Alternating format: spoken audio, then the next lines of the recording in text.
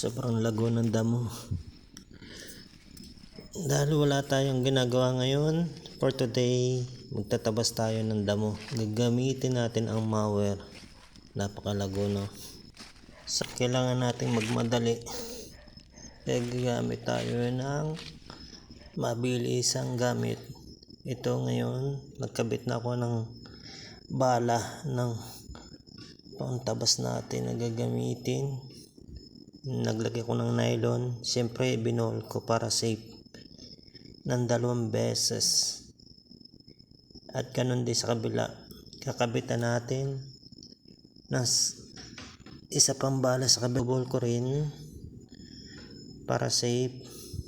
And ito na, ready na. Ready nang gamitin.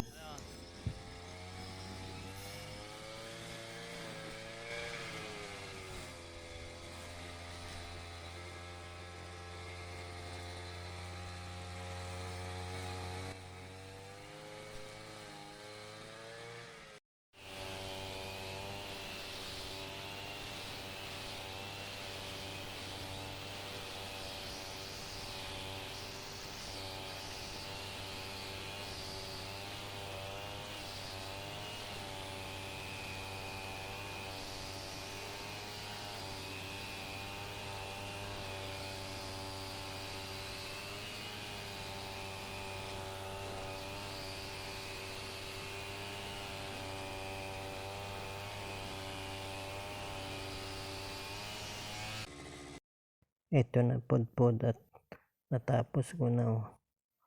Napakalinis. Ang ganda tingnan. Okay, salamat. Bless the Lord, oh my soul, oh my soul. Worship His holy name. Sing like never before, oh my soul. I worship you.